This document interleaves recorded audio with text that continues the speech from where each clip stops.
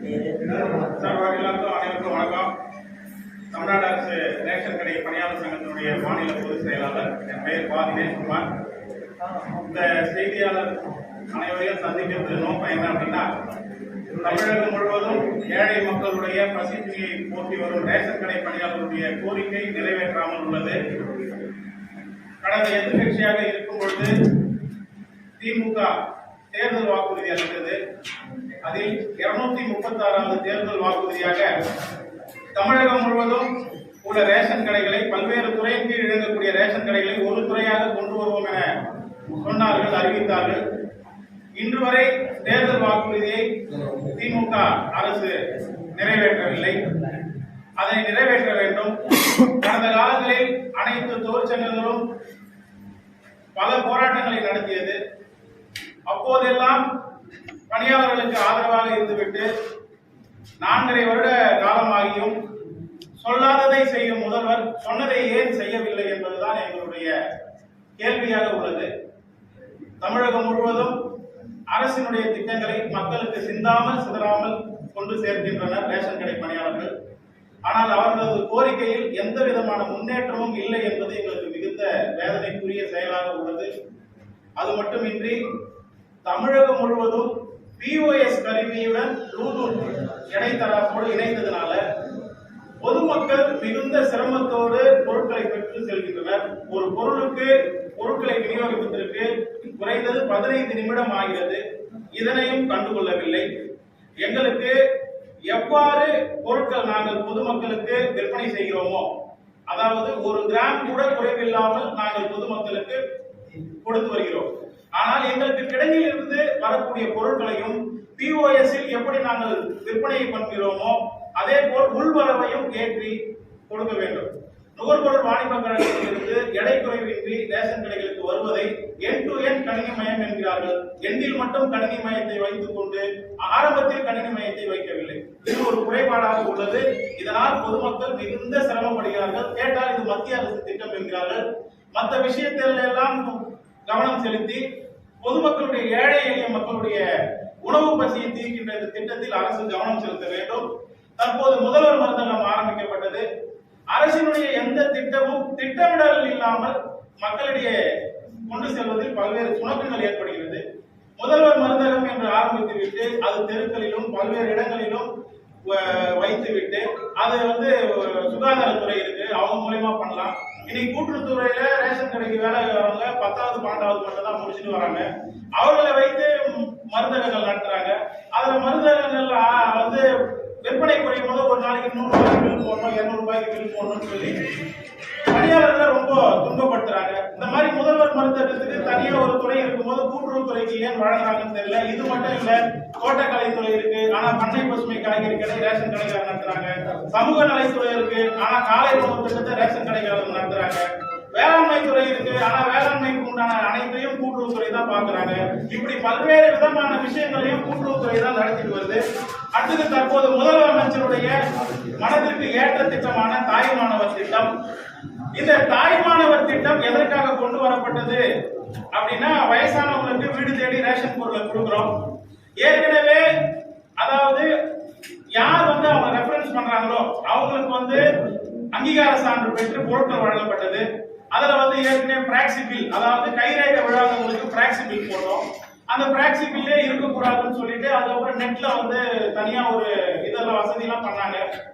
அப்படி இருக்கும்போது தாய்மானவர் திட்டத்துக்கு வீடு தேடி எடுத்து போய் கொடுக்க வேண்டிய அவசியம் என்ன? யார் விரும்புறாங்களோ, ஏன்னா 70 வயசு இல்ல, குறைந்த வயது இருக்கிறாங்களோ கூட பொருட்கள் தரணும்னா அவங்களுக்கு ஏதாவது இப்ப எப்படி நம்ம கேஸ் புக் பண்றோமோ அந்த மாதிரி புக்கிங் செய்து கொடுக்கலாம். ஆனா இப்ப நாங்க வீடு வீடா போறதுனால அந்த ஒரு நாள் கடையை நாங்க மூடிட்டு தான் நாங்க வீடு வீடா செல்ல வேண்டிய சூழல் இருக்கு. இதெல்லாம் அரசு கவனத்துல எடுத்துக்கணும். இதெல்லாம் செம்மையா எப்படி பண்ணலாம் அப்படின்னா, இப்ப எல்லாருடைய மொபைல் எண்ணும் அதுல இணைச்சிருக்காங்க. எல்லாமே OTP எல்லா மொபைல்லையுமே இருக்கு. அப்படி யார் பொருள் வாங்க வராங்களோ அவங்க எண்ணுக்கு OTP அமைச்சு கூட இந்த திட்டத்தை மேல சிறப்பா செய்ய முடியும். அரசு எந்த திட்டத்தை சொன்னாலும் கூட்டுறவுத்துறை உயரதிகாரிகள் எதுவுமே அதுல இருக்கிற குறைபாடுகளை பார்க்கறதில்லை. ஆனா உடனடியா இதை செய்யணும் கீழ்மட்ட அதிகாரிகளையும் துன்புறுத்தி பணியாளர்கள் மிகுந்த சிரமத்துக்கு ஒர்க் பண்றாங்க.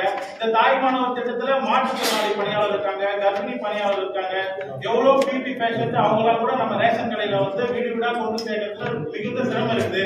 அதனால அரசு யாருக்கு வேணுமோ அவங்க வந்து புக் பண்ணாவே யூனிவர்சலா இந்த பொருள் எல்லாருக்கும் கிடைக்கிற மாதிரி வழிவகை செய்யணும்.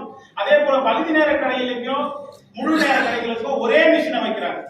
இந்த பிஓஎஸ் கருவி பல இடங்கள்ல சர்வர் கோளாறு ஏற்படுது. ஒரே கடைக்கு 2 மிஷின், கடைகளுக்கு தனித்தனியா வந்து மிஷினை கொடுக்கணும். அதே போல இந்த ஒயாசிஸ் நிறுவனம் அந்த மென்பொருளை வந்து கொஞ்சம் வேகமா இருக்கிறதுக்கு உண்டான வேலைகளை பார்க்கணும்னு இந்த நேரத்தில் கேட்டுக்கிறோம். அதே போல கூட்டுறவு சங்கங்களின் மாநில பதிவாளருடைய கட்டுப்பாட்டில் நாங்க இயங்குறோம். எங்களது கோரிக்கைகள் எல்லாமே கூட்டுறவு சங்கங்களின் மாநில பதிவாளருக்கு தெரிந்தாலும் அவ்வப்போது அதிகாரிகள் நாங்க வந்து ஒரு நல்ல நிலைமையில போயிட்டே இருக்கும்போது உடனடியா மாறிடுறாங்க. அதனால எங்கள் கோரிக்கையில வந்து சுணக்கம் ஏற்படுது, நிறைவேற்றுறதுல காலதாமதம் ஏற்படுது. அதனால கூட்டுறவு சங்கங்கள்ல கூடுதல் பதிவாளராக இந்த துறையிலேயே பதவி உயர்வு பெற்று உள்ளவங்களை கூடுதல் பதிவாளரை நியமித்தாங்கன்னா இன்னும் மேலும் மேலும் பணியாளர்களுடைய கோரிக்கை நிறைவேறதுக்கு ஒரு நல்ல வாய்ப்பாக இருக்கும் இந்த நேரத்தில் கேட்டுக்கொண்டு, அதே போல தமிழகம் முழுவதும் ரேஷன் கடையில மளிகை பொருள் கொள்முதல் பண்றாங்க. ஜேபிசி அப்படின்ற ஜாயிண்ட் பர்ச்சேஸ் கமிட்டி அது மூலம் வந்து ரேஷன் கடையில வந்து மளிகை பொருளை கொள்முதல் பண்றாங்க. அது வெளிப்படை தன்மையாவே இல்ல. ஜேபிசினா ஜாயிண்ட் பர்ச்சேஸ் கமிட்டி, ஒரு சிண்டிகேட் அவங்களுக்குள்ள ஒரு 10 பேர் 15 பேர் அமைச்சிட்டு ரேஷன் கடைகளுக்கு தரமில்லாத பொருட்களும் வெளி மார்க்கெட்ல அறிமுகம் இல்லாத பொருட்களும் விற்க சொல்லி பிரச்சனை எழும்போது உங்களோட மாதிரி பத்திரிகையாளர்கிட்ட ரேஷன் கடையில் கட்டாயமாக பொருட்கள் வாங்க வேண்டிய கட்டாயம் இல்லைன்னு ஒரு அறிக்கை மட்டும் விட்டுட்டு இதாலே பணியாளர்கள் தான் பாதிக்கப்படுறாங்க. அதனால இந்த ஜாயிண்ட் பர்ச்சேஸ் கமிட்டி ஜேபிசி எல்லாம் ஒழிச்சு வெளிப்படையான கொள்முதலை பண்றதுக்கு கூட்டுறவுத்துறை முன்வர வேண்டும். மேலும் எங்களுடைய கோரிக்கை சம்பந்தமா அனைத்து கட்சிகளுக்கும் நாங்க வந்து கடிதம் எழுதணும். அதுல குறிப்பிட்டு ஒரு 3 சங்கங்கள் 3 அரசியல் கட்சி மட்டும் அவர்களுடைய கண்டனத்தை அரசுக்கு பதிவு செய்தாங்க. எடுத்துக்காட்டா பாமக, அமமுக, ஓபிஎஸ் ஐயா அவங்க மட்டும் அறிக்கை கொடுத்தாங்க. ஆனா நாங்க வந்து தினமலர் பத்திரிகையில வந்து அனைத்து தொழிற்சங்க அனைத்து அரசியல் கட்சிக்கும் நாங்க வந்து எங்களது கோரிக்கையை சொன்னோம். தமிழக வெற்றி கழகம் அப்படின்ற அரசியல் கட்சி எல்லாம் வந்து ஒரு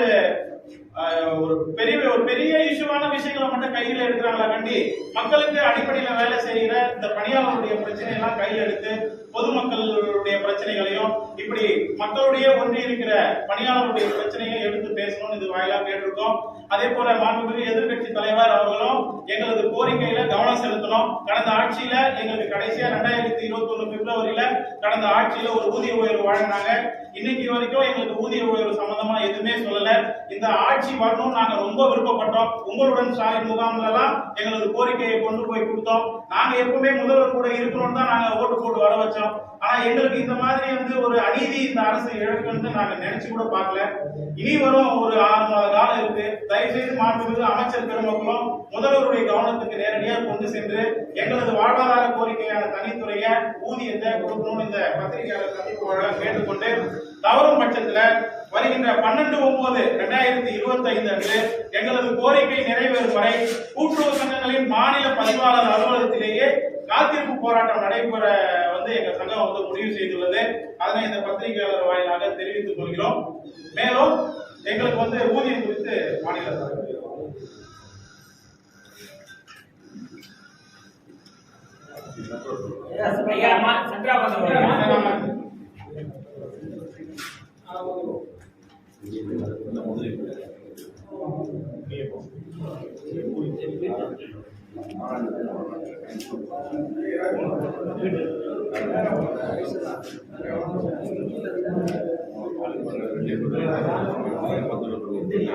அனைவருக்கும் வணக்கம். எங்களுடைய வாழ்வாதார கோரிக்கையான ஊதியத்தை பெற வேண்டிய கட்டாய காலத்தில் இப்பொழுது இருக்கிறோம்.